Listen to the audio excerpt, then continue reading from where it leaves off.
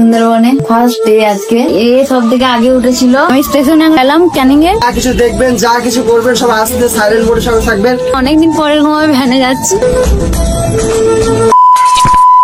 আজ সকালটা শুরু হয় আমার সুন্দরবনের ক্যানিং থেকে।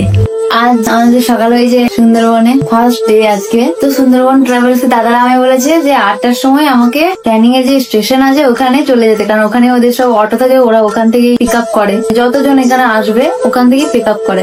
তার জন্য আমরা সকালবেলা রেডি হয়ে গেছি। এখন বাজছে 6:31। আমরা একটু সকালে উঠে গেছি, কেননা বাড়িতে যাবো, একবার ঘুরবো, দেখবো ক্যানিংটা একবার দেখবো ভালো করে। আগে রাতে দেখেছি, অতটা বুঝতে পারিনি, কিন্তু এখন আমি একটু বুঝতে পারছি না ওখানে এখনো বাজারগুলো খুলেনি কেন। সব থেকে আগে উঠেছিল একটু আমার রুমে ঠুকঠুক করছে, কে এত সকালে এসে নক করছে। তো তারপর দেখি যে হ্যাঁ আমাদের ক্যামেরাম্যান উঠে গেছে। এখন শুধু ওয়েট করে যে এই বাজারগুলো খুলবে কখন। হ্যাঁ, যাই হোক, প্রায় 10-20 মিনিট ওয়েট করার পরও বাজার খোলেনি। তাই আমরা টোটো করে চলে এসেছিলাম ক্যানিং স্টেশনে। এই যে এখানেই সুন্দরবন ট্রাভেলস দাদারা আমাদের জন্য ওয়েট করছিল। এই যে আমি স্টেশনে গেলাম ক্যানিং এ, ওই যে দাদা দাঁড়িয়ে আছে। কোনো চাপ নেই, ট্রেন থেকে নামবে, দাদারা টোটো একদিনে দাঁড়িয়ে আছে, ভয়ের কোনো ব্যাপার নেই। হ্যাঁ, খুঁজে পাবো কি পাবো না ওরকম কিছু। ওই দেখো কোনো অটো আছে, আমাদেরকে মনে অটো করে যেতে হবে। মানে শিয়ালদা থেকে ট্রেন ধরে ক্যানিং এ আসলে ওখান থেকে আমাদেরকে সুন্দরবন ট্রাভেলস এর মেম্বাররা এই যে অটোতে পিক আপ করে নিয়ে যাবে সোনাখালী ঘাটে। ক্যানিং রেলওয়ে স্টেশন থেকে সোনাখালী ঘাট যেতে প্রায় 26 থেকে 27 কিলোমিটার লাগে। সত্যি কথা বলতে কেন জানি না এখানে এসে আমার মনটা অনেক বেশি ভালো লাগছিল।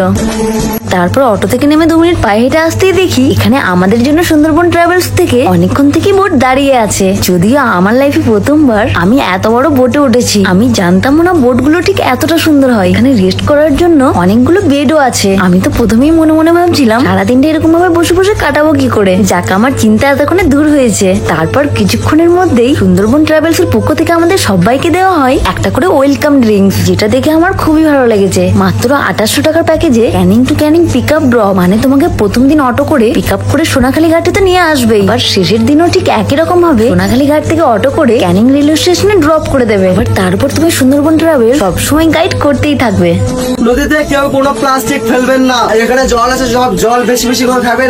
যা কিছু দেখবেন, যা কিছু করবেন সব আস্তে সাইলেন্ট মোডে সবাই থাকবেন, আর সব সময় সবাই একসাথে থাকবেন।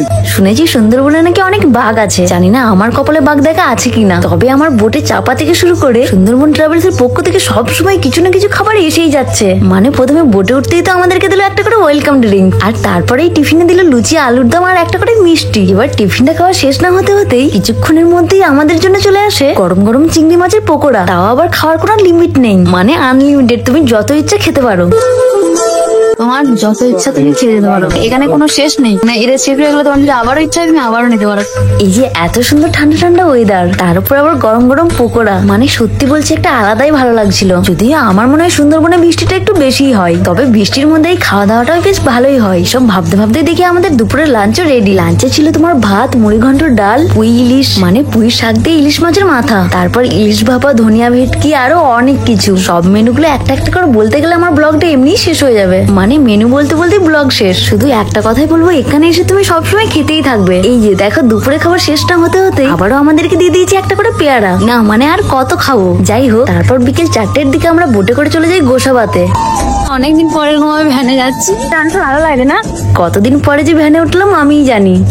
সেই মজা, সত্যি সেই মজা। মানে ছোট্টবেলায় আমাদের বাড়িতে একটা ভ্যান ছিল, তখন সেই ভ্যানটা নিয়ে আমি অনেক জায়গায় ঘুরতাম, কিন্তু তারপর টাকার অভাবে আমরা সেই ভ্যানটাকে বিক্রি করে দিই, আর তারপর থেকে আর সেরকম ভাবে ভ্যানে ওঠা হয়নি। তবে গোসাবাতে এসে সুন্দরবন ট্রাভেলস আমাদেরকে যে রিসর্টটা দিয়েছিল সত্যি অনেকটা সুন্দর ছিল। আর রিসর্টে এসে আমাদেরকে একটু ফ্রেশ হতে না হতেই দেওয়া হয়েছিল 1 কাপ গরম গরম কফি আর সঙ্গে চিকেন পকোড়া। আর তারই পাশাপাশি এখানে শুরু হয়েছিল ঝুমুর নৃত্যের অনুষ্ঠান।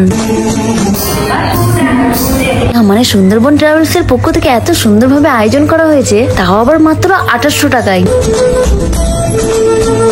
এখানে যতজন মানুষ ছিল সবাই সব মনের কষ্ট চিন্তা ভাবনা ভুলে নিজের মতো করে অনেক বেশি আনন্দ করছিল। Thank you so much Sundarban travels এর সকল মেম্বারদের আমাদেরকে এত কম খরচে এত সুন্দর একটা মুহূর্ত গিফট করার জন্য।